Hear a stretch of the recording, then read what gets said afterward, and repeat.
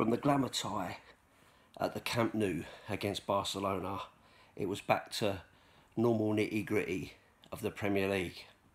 This week's opponents were Burnley.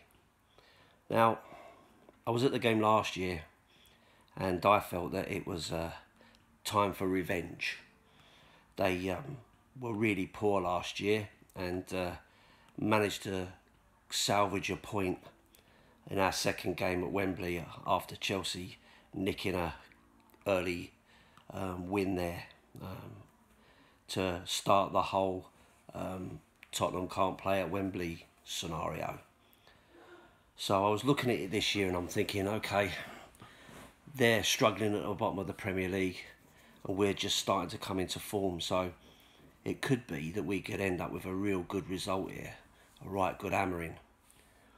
But then equally, as you can imagine, with a team somewhere near the bottom, they're always going to be scrapping for their lives, and historically this is kind of the game that we would falter at and struggle with. So, having a nice pint in a Novotel with some friends, and as I was leaving, some guys said to me, "Have you seen the team news?"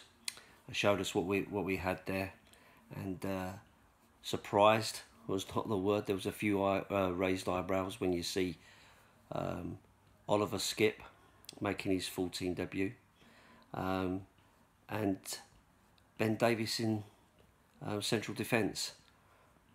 So there was a few people that were rather worried about that. My initial thought was, well, maybe he's resting players for the Wednesday game against the Goons, because obviously we really, really want to smash them after what happened last time. So I kind of thought, oh, well, you know, maybe. But apparently there are several injuries that's caused that situation.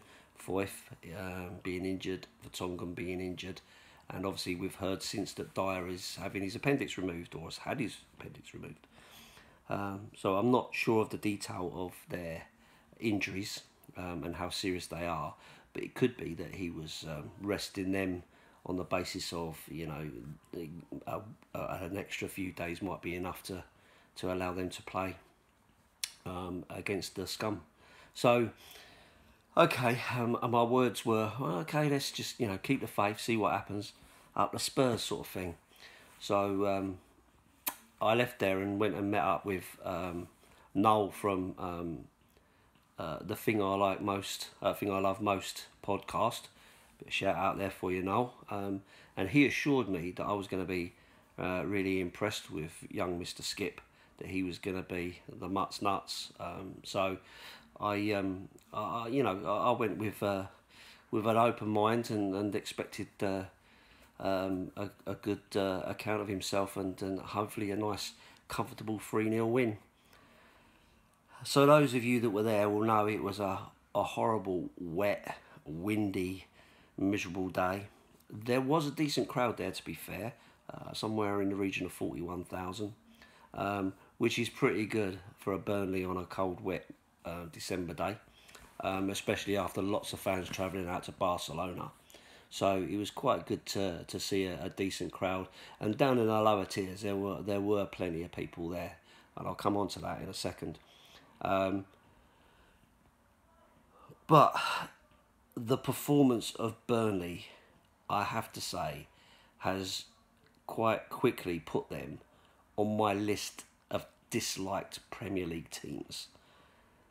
The time wasting that went on was absolutely appalling. The referee ended up booking 2 of their players, and to be fair, he could have booked a fair few more.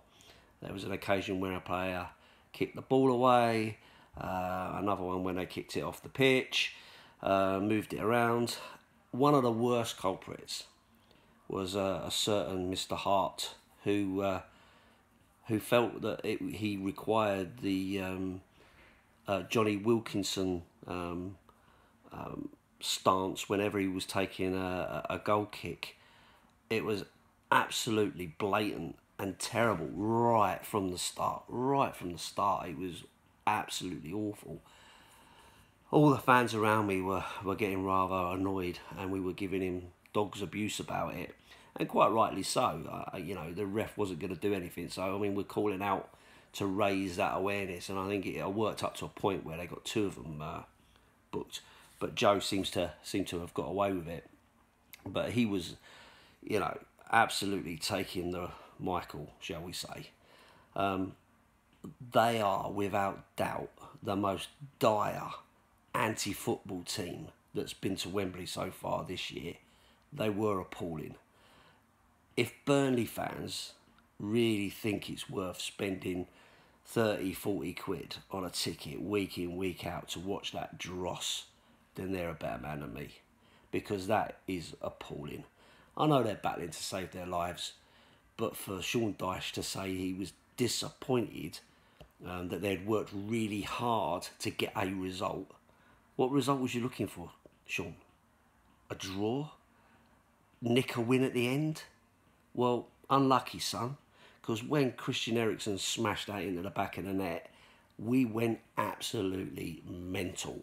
And I loved it. I absolutely loved it. And I was giving Burnley and Joe Hart plenty to cover the fact that he was taking a piss.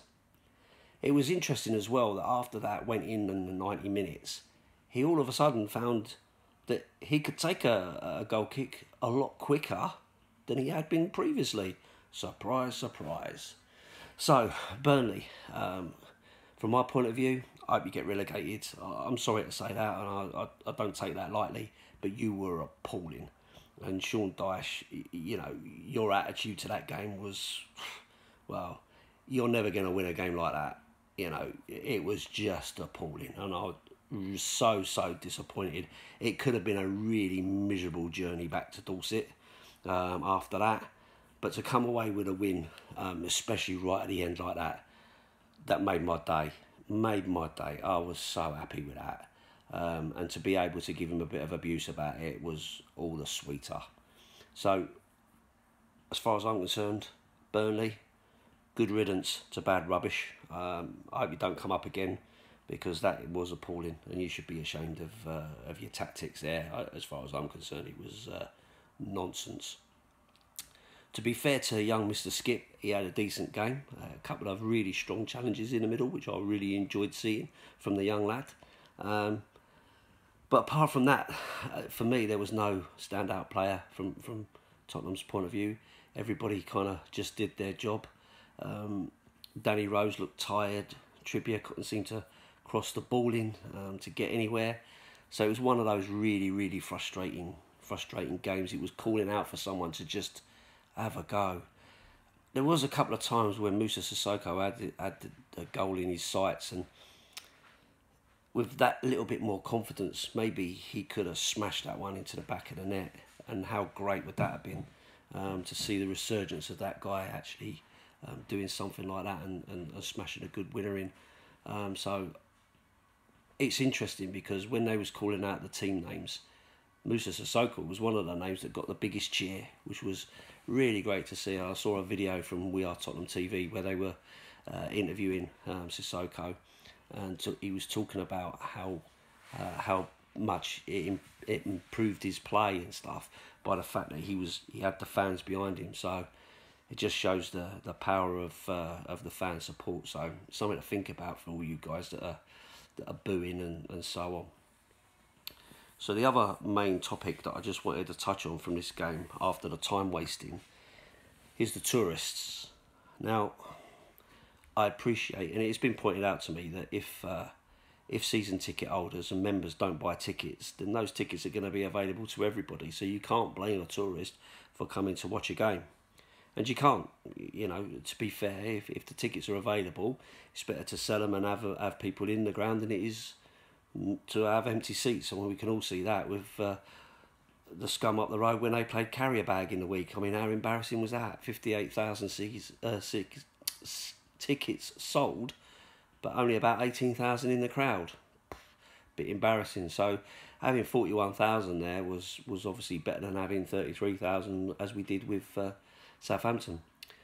The only issue I have with the tourists as such is, if there are tourists just coming because it's a game at Wembley, that's a little bit different from a tourist who's coming because they actually support Spurs and it's a chance for them to see their team. There were people coming in 30 minutes late for the start of the game and beyond, to be fair. And then they were going to get a coffee before the half-time had come, and then they were leaving 20 minutes early. And you just think, I don't understand, what's the point in that? What's the point in coming for that? All you're doing is getting in the way and distracting people while they're trying to enjoy the game. I had people constantly walking past me, in and out, to go to the concessions to get themselves a coffee or a bag of popcorn or whatever. For me, that's just a nightmare.